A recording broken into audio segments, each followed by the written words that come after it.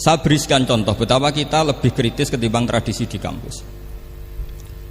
Saya pernah didebat sama salah satu kelompok ormas tertentu. Pak Baha, apa alasannya orang NU kalau megang istrinya itu kok batal gitu? Wong istrinya digauli saja boleh, masa megang itu batal kata. Terus saya jawab, kamu tahu definisi mahram? Nggak tahu ya. Mahram itu orang yang haram dinikah. Yang haram dinikah itu ya ibu, anak, bule, ponakan. Yang haram dinikah itu namanya mahram. Justru istri itu namanya ajnabiyah, orang lain. Makanya boleh dinikah. Jadi statusnya istri itu orang lain, ajnabiyah. Sehingga boleh dinikahi. Kalau mahram malah nggak boleh dinikah. Mereka akhirnya sadar, oh ternyata selama ini keliru. Membahasakan istri mahram itu keliru. Ya terus akhirnya dia jadi Syafi'i dadaan tadi. Itu sebetulnya kalau pakai ilmu logika maupun sosial apa saja, baik sosial ilmiah maupun sosial budaya, kita ini jauh lebih unggul ketimbang tradisi mereka. Misalnya begini, dulu di era Umar bin Abdul Aziz ada yang memberi gelar Khamisul Khulafa. Ini yang dikutip Mizan Kubro Imam Sya'rani. Beliau ngendikan begini, idza ra'aitum jama'atan yatanajawna sirran fima bainahum fi amri dinihim, itu fasyhadu anna dzalika dhalalun wa bid'atun.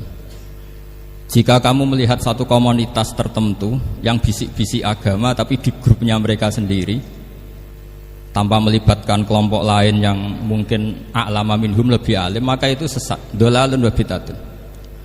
Sehingga dulu itu sudah ada tradisi konsensus ilmiah. Konsensus ilmiah ini diputuskan oleh konsensus yang min ahlil ilmi. Sehingga orang yang tidak ngalim itu ya konangan. Kalau sekarang nggak pati konangan, tahu-tahu ada orang nggak jelas juntrungannya punya majelis tafsir, yang bisa saja cindil tikus itu halal. Hanya karena berdasar dalil, misalnya kula ajidu fima uhiya ilayya muharraman ala ta'imi yat'amuhu ila yakuna maitatan aw damam masfuhan aw lahma khinzir, sehingga dianggap yang halal itu banyak, yang haram hanya 3. Saya pernah ketemu di antara mereka, tanya, apa betul Gus Bak menurut Islam begitu? Terus saya baca di antara ciri Nabi itu yang ada di kitab Taurat dan Injil itu wa yuharrimu alaihimul khaba'is. Jadi kadang mawadi'ul halal wal haram itu tidak disebut di halal haram, tapi disebut di sifatun Nabi. Sifatnya Nabi adalah wa yadau anhum israhum wal aghlal allati kanat alaihim. Di antara sekian sifat itu wa yuharrimu alaihimul khaba'is, dan Nabi mengharamkan sesuatu yang menjijikkan. Nah, kira-kira itu cindil tikus itu kalau sampean dakok di ruang tamu menjijikkan enggak? Ya jijik. Ya sudah, haram saja kata saya. Akhirnya sebagian mereka ya tobat, mau ngaji sama ahlinya.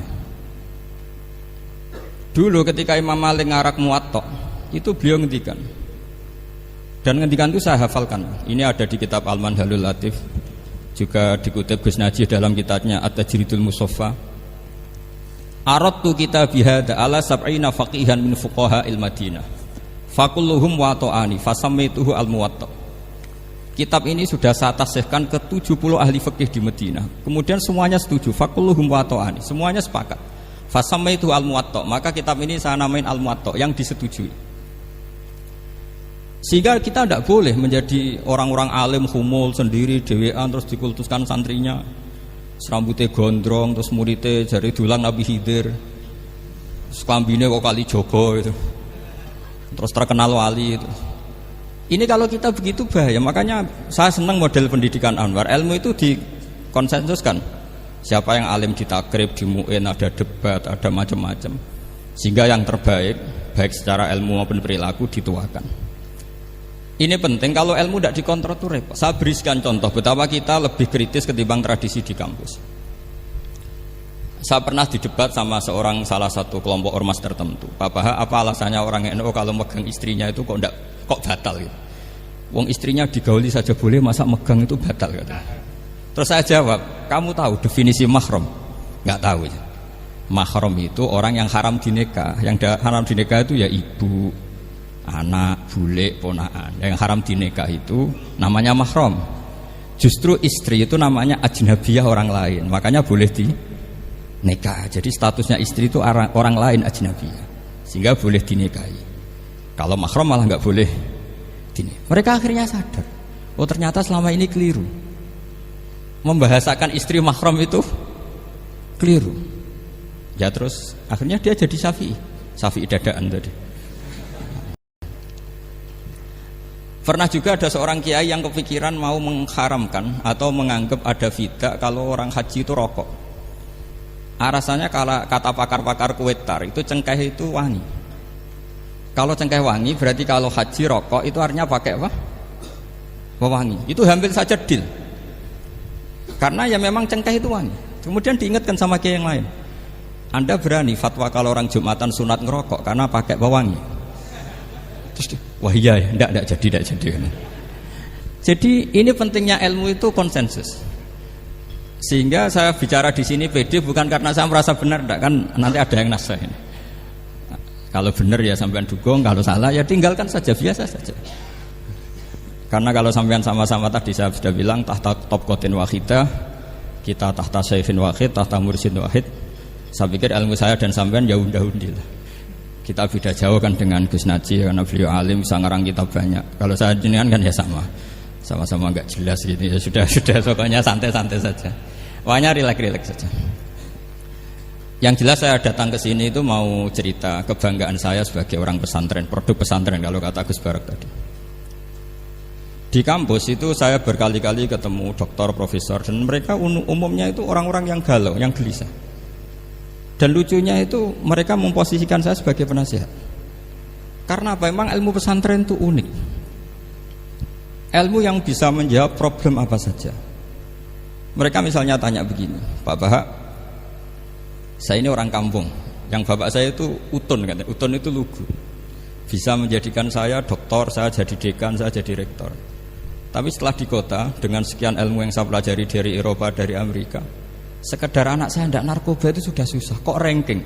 Nggak dengar anak saya ditangkap BNN itu sudah seneng saya. Artinya apa? Dia sadar ternyata kearifan lokal yang dididik para kiai menjadikan anak-anaknya jadi profesor, jadi dokter. Tapi dengan ilmu kedoktorannya orang menjadikan anaknya ranking itu susahnya bukan main. Karena nggak ada kearifan. Ilmu yang mereka anggap adalah dianggap ya, tentu tidak hakikat, eksak. Eksak saja sebetulnya tidak juga subjektivitas mereka. Misalnya begini, ini contoh sekian. Pernah saya lomba cepet-cepetan matematika. Kalau saya kan pernah dimintai konsultan sebagai badan Basnas Nasional. Mereka kalau ngitung ya zakat tijarah itu 2,5%. Mungkin zakat ziroah berapa? 10% atau 20%. Kangkang yang di sini tak pikir itu mesti bingung karena nggih para gabet itu mesti ra iso. Dan mereka tak tantang, coba jenengan bikin para gabet, saya pakai matematika pesantren. Itu cepat saya. Karena matematika kita adalah matematika ummi. Ummi itu orang Arab, ummiin. Enggak usah diterjemah apa, sudah ummiin saja. Ummiin itu keibu-ibuan lugu.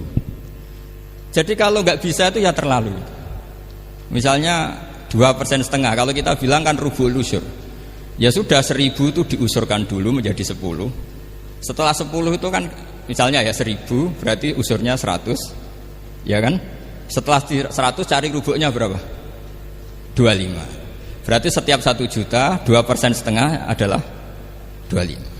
Mereka masih garap poro gabit, saya sudah cepat 1.000 usurnya 100, rubuknya 25. Namanya rubul usyur. Begitu juga misalnya kita punya aset 100, nisful usurnya 10, nisfunya berarti 5. Itu rasa poro gabit cepat ketimbang sampean poro gabit 2,5% kan suwi. Terus dia tanya, Pak matematikanya kok cepat? Dapat ilmu dari mana? Pernah kuliah di mana? Ya saya ngaji di sarang sama Mbah Mun, terus saya ngaji beberapa ilmu. Nah, kelirunya rata-rata santri itu faro itu ya ora seneng. Nah, bulat. Nah ini cerita saja. Jadi kita bisa membuktikan ke khalayak ramai kalau kita tidak kalah. Khawarizm Al-Jabar terkenal di barat, Avicenna atau Ibnu Sina itu ya dengan ilmu-ilmu umum. Dan mereka fasih sekali menerangkan ilmu medis, ilmu apa. Fasih sekali. Sehingga ketika sekarang teknologi katanya adanya di barat, di Eropa, sebenarnya mereka itu kagum sama Islam. Karena mereka ngakui bahwa di antara ilmu itu dari Islam, zaman Khawarizm, zaman Al-Jabar, zaman Avicenna, zaman Ibn Rus dan sebagainya. Saya beri sekian contoh, dan ini saya bilang, tanyakan ke orang kafir yang paling inat, paling lacet di dunia. Tanyakan ayat ini, pasti artinya seperti ini. Yaitu ketika ada fenomena likuifaksi, tentu kalau di Jogja kan ada grup ilmiah, mereka tanya saya, Pak Bahak, apa ada teori manusia itu ditenggelamkan di bumi? Yang teori, bukan kasus, bukan peristiwa sejarah. Kalau peristiwa sejarah kan ada korun. Saya ditanya gitu, terus saya jawab, aamin tuman fis sama ayakhsifa bikumul ardo fa idza hiya tamur. Apa kamu merasa aman di dunia sementara pengendali langit, man fis sama itu pengendali langit? Ya siapa saja, bisa malaikat atau bisa Allah, man sing kudratu fis sama, itu ahli tafsir beda pendapat. Yang enggak beda yang enggak pernah nafsiri gitu. Jadi yang enggak beda karena enggak pernah nafsiri. Ayakhsifa bikumul ardo, bahwa bumi ini bisa ditenggelamkan. Faidah ya tamur, ya memang bumi itu bisa meleleh. Terus saya memberi sekian argumentasi.